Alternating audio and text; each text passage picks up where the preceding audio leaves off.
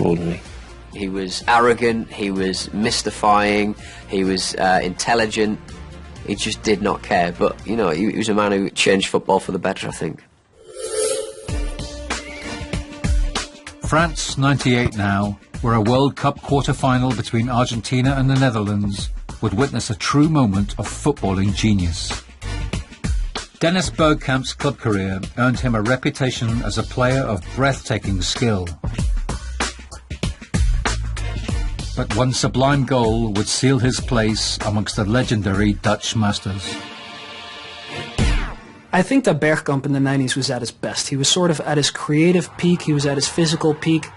He's one of the greatest players in the Dutch history. He was a footballer who I could watch until the end of time. He's my desert island footballer. Well, he came up at Ajax under Johan Cruyff, and he was a right winger.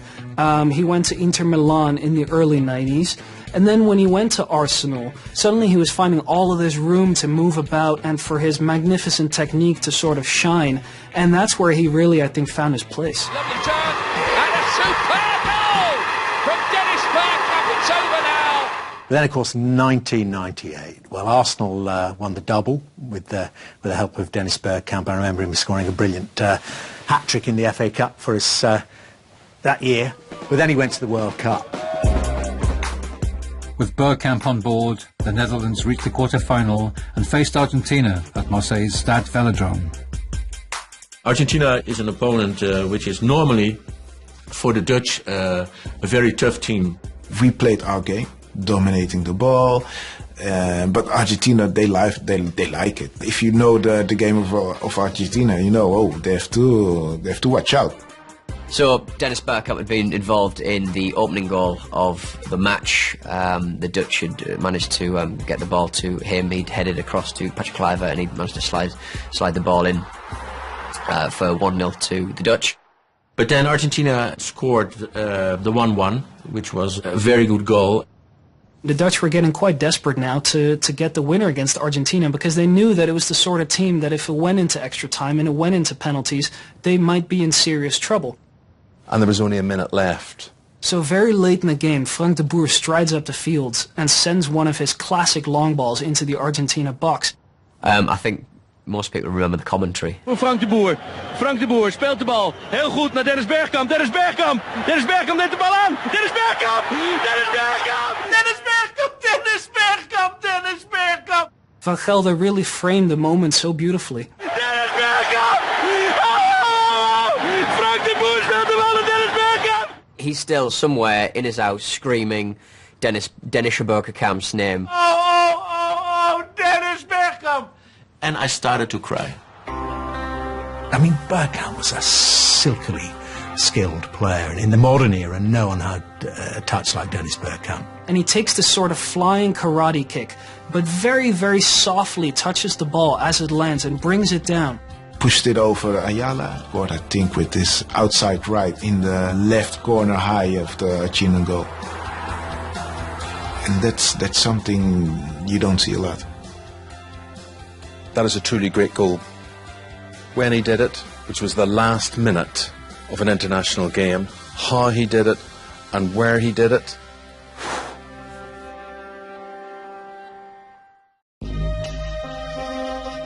Next, a legendary team that became arguably the greatest club of the decade. AC Milan have long been associated with greatness, but the 1990s saw the side reach epic status. The AC Milan team of the early 90s do lay claim to be one of the best teams of the decade, definitely. AC Milan was, I think, incredible. But before the glory years, Milan had been down on their luck until Italian president-to-be Silvio Berlusconi came to the rescue. Milan had been struggling financially. They had problems and been demoted. Berlusconi came into power and decided he wanted to create the best side. It is hard to calculate exactly how much money Silvio Berlusconi have put in Milan in his history. Some figures talk about 1 billion of euros. He was able to buy these top-of-the-range players. Ruud Gullit, Frank Rijkaard, Marco van Basten. These were brilliant, brilliant footballers. So we had Saki and then Capello as managers, and they did a great job in order to give a new way to play football. With Fabio Capello at the helm from 1991, the team were on a roll from his first season onwards. Milan won 3 Serie A titles in a row. In that moment, Serie A was the most difficult and most beautiful league in the world. And there was a sort of excitement that is difficult to explain. Having dominated the league from 91 to 94, Milan were undoubtedly the top team in Italy. But to conquer Europe, there was one side they would have to beat. When Barcelona met the AC Milan in the European Cup final, it was the time of Barcelona. It was an era where they felt invincible, really. In that final, Barcelona were hot favourites. Red hot favourites. We were talking about probably the most beautifully assembled side that knew each other's manoeuvres perfectly. Big players such as Romario, Stoichkov, Guardiola. So really for us a very big game to face, and that's why all the media thought that it could have been a mess for us. I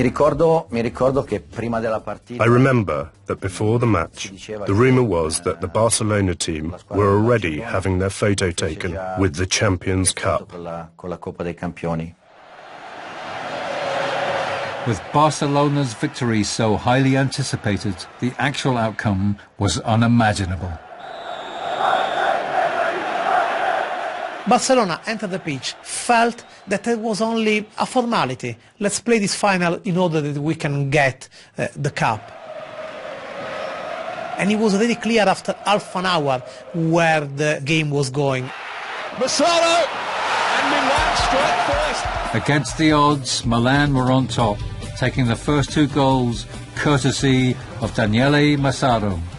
Well, both of my goals were the culmination of the team's work. The first was a move initiated by Savicevic. I was at the right place at the right time. The second goal, every now and then I watch it again, and it's fantastic to see how the ball was spinning to the left and the right, forwards and backwards. The fact that he scored a brace that time is giving the idea of how much that team was playing together. This is demonstrated by the fact that we scored a third and a fourth goal. And on target, 4-0 Milan. We haven't even played for an hour. And once we had scored 4-0, I realised that they couldn't win. A 4-0 win. Barcelona was shell-shocked. They couldn't believe what had happened to them. They just got battered. If you're going to win a Champions League final, why not beat one of the best teams in Europe, Barcelona, and give them a good hiding? The 4-0 defeat of the legendary Barcelona was to seal AC Milan's new place as arguably the greatest team of the decade. It's difficult to explain how it was to win when you are considered the underdog. There's an happiness that cannot be explained. I remember when I could, at the end of the match, lift up the cup.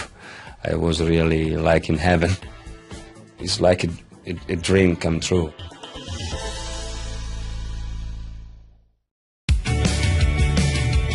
Our next great footballing moment takes us to Italy's famous Stadio delle Alpi, and a match that would reignite one of football's oldest international rivalries.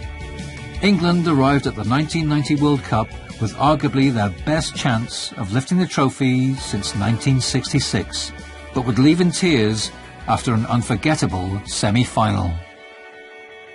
Well, for me personally, it was my last chance to try and win the World Cup. I was nearing 41, but I still felt at my peak.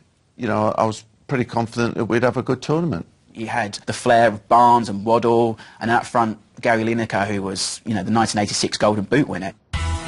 But it was the mercurial talents of a young Paul Gascoigne that had England fans dreaming of glory. I mean, Gazza is your ultimate exciting talent, isn't he, that gets you off your seat. I mean, he was the person who did the unpredictable. Paul, being a young lad, was Was a bit temperamental on and off the pitch. He was the jester. He loved playing practical jokes. The quality he had in terms of skills, he was like a jewel in the crown. We had that great win against Belgium, and